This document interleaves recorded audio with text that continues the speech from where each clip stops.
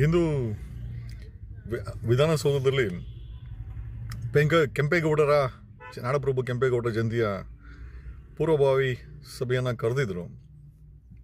ಆ ಸಭೆಗೆ ಹೋಗ್ಲಿಕ್ಕೆ ಆನ್ಲೈನ್ ರಿಜಿಸ್ಟ್ರೇಷನ್ ಆಗಬೇಕು ಅಂತ ಹೇಳಿದ್ರು. ಸೊ ಟ್ರೈ ಮಾಡಿದ್ವಿ, ಸಾಕಷ್ಟು ಬಾರಿ ರಿಜೆಕ್ಟ್ ಆಯಿತು.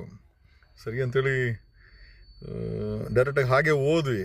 ಬಟ್ ಅಲ್ಲಿದ್ದಂಥ ಐ ಥಿಂಕ್ ನೇಮಕಗೊಂಡಿದ್ದಂಥ ಪೊಲೀಸರು ಸರ ಹೆಸರಿದ್ರೆ ಮಾತ್ರ ಒಡೆ ಬಿಡೋದು ಅಂತಂದು ನಾವು ರಿಕ್ವೆಸ್ಟ್ ಎಲ್ಲ ಮಾಡ್ಕೊಂಡ್ವಿ. Almost half an hour request ಮಾಡ್ಕೊಂಡ್ವಿ. ತುಂಬ ಇಂಪಾರ್ಟೆಂಟು. ನಾವೆಲ್ಲ ಇದೇ ಸಮುದಾಯದವರು, ಒಕ್ಕಲಿಗರ ಸಮುದಾಯದವರು. ಬೆಂಗಳೂರಿನವರು ಇಲ್ಲ ಸರ್ ಹೆಸರಿದ್ರೆ ಬಿಡೋದು, ಇಲ್ಲಾಂದರೆ ಹೋಗಿ ಡೆಪ್ಯೂಟಿ ಸಿ ಎಮ್ ಆಫೀಸಿಂದ ಯಾರ ಕೈಯಲ್ಲಿ ಹೇಳಿಸಿ ಅಂತಂದರು. ಸೊ ನಾನು ಹೋಗಿ ಅಲ್ಲಿ ಕೇಳೋದು ಯಾರೂ ಇಲ್ಲ, ಅಲ್ಲಿ ಡೆಪ್ಯೂಟಿ ಸಿ ಎಮ್ ಆಫೀಸಲ್ಲಿ ಯಾರೂ ಇರಲಿಲ್ಲ 3ನೇ ಮಹಡಿನಲ್ಲಿ. ಕೊನೆಗೆ ಅಲ್ಲ ಏನಪ್ಪ ಹಿಂಗೆ ಮಾಡ್ತೀಯ ನೀನು, ಇಷ್ಟು ಡಿಕ್ಟೇಟರ್ಶಿಪ್ ಆಗಿಬಿಟ್ರೆ ಹೆಂಗೆ? ಇದು ಕರೆದಿರೋದು ಕೆಂಪೇಗೌಡರ ಜಯಂತಿ, ಸಮುದಾಯದ ಕೆಲಸ. ಆಮೇಲೆ ಇಟ್ಸ್ ಎ ಪಬ್ಲಿಕ್ ಮೀಟಿಂಗು, ಇಲ್ಲ ನೀನು ಬಿಡಲ್ಲ, ರೂಲ್ಸ್ ರೆಗ್ಯುಲೇಷನ್ಸ್ ಅಂತ್ಯಾ ಅಂತೇಳಿ ಸ್ವಲ್ಪ ಜೋರು ಮಾಡಿದಾಗ ಒಳಗಡೆಯಿಂದ ಐ ಥಿಂಕ್ ಅಧಿಕಾರಿಗಳು ಬಂದು ನಮ್ಮನ್ನು ಕರ್ಕೊಂಡೋಗಿ ಸಭೆಗೆ ಬಿಟ್ಟರು. ಆ ಮೂಮೆಂಟಲ್ಲಿ ನನಗೆ ಗೊತ್ತಿಲ್ಲ, ಮಾಧ್ಯಮದವರು ಪೊಲೀಸವ್ರ ಮೇಲೆ ಕಿರಿಕ. ನಾನು ಖಂಡಿತವಾಗಿ ನನಗೆ ಕಿರಿಕ್ ಮಾಡೋ ಅಂತ ಅವಶ್ಯಕತೆನೂ ಇಲ್ಲ. ಬಟ್ ಏನು ಮಾಡೋದು, ಈಗ ಒಬ್ಬ ಈ ಕೆಂಪೇಗೌಡ ಜಯಂತಿ ಮಾಡ್ತಾಯಿದ್ರೆ ಏನೋ ಟೆಕ್ನಾಲಜಿ ಗೊತ್ತಿರೋರು ಆನ್ಲೈನ್ ರಿಜಿಸ್ಟರ್ ಮಾಡ್ಕೊಳ್ತೀವಿ.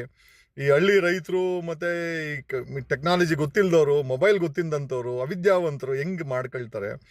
ಈಗ ಮಾಡ್ಕೊಂಡ್ರೆ ಒಳಗಡೆ ಬಿಡೋದು ಅಂತಂದ್ಮೇಲೆ ಇನ್ನು ಸಾರ್ವಜನಿಕ ಸಭೆ ಯಾಕೆ ಅನ್ನೋದೊಂದು ಪ್ರಶ್ನೆ ಬಿಟ್ಟರೆ ಬೇರೆ ಏನಿಲ್ಲ. ಬಟ್ ನನಗೊತ್ತಿಲ್ಲ, ಪೊಲೀಸ್ ಜೊತೆ ಕಿರಿಕು ಅಂತ ಬಂತು.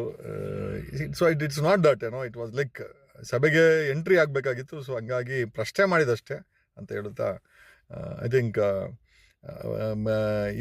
ಈ ತಿಂಗಳು ನಡೆಯುವಂಥ ಈ ಏನಿದೆ ಕೆಂಪೇಗೌಡರ ಜಯಂತಿ ಚೆನ್ನಾಗಿ ಸರ್ಕಾರ ಮಾಡಲಿ ಅನ್ನೋದಷ್ಟೇ ನಮ್ಮ ಒಂದು ಇಚ್ಛೆ. ಮತ್ತು ಕೆಂಪೇಗೌಡರ ಅಸ್ತಿತ್ವದ ಬಗ್ಗೆ, ಮತ್ತು ಕೆಂಪೇಗೌಡರು ನಡೆದು ಬಂದ ಬಗ್ಗೆ, ಮತ್ತು ಕೆಂಪೇಗೌಡರು ಎಲ್ಲಿಂದ ಬಂದು ಹೇಗೆ ಬಂದರು, I think it's time that ಏನೋ ಒಂದು ರಿಸರ್ಚು ಮತ್ತು ಒಂದು ಡೀಪ್ ರಿಸರ್ಚ್ ಮತ್ತು ಒಂದು ಡಾಕ್ಯುಮೆಂಟೇಷನ್ ಆಗಬೇಕು ಅಂತ ಈ ಮೂಲಕ ಸರ್ಕಾರಕ್ಕೆ ಕೇಳ್ಕೊತೀವಿ ಅಂತ ಅಷ್ಟೇ.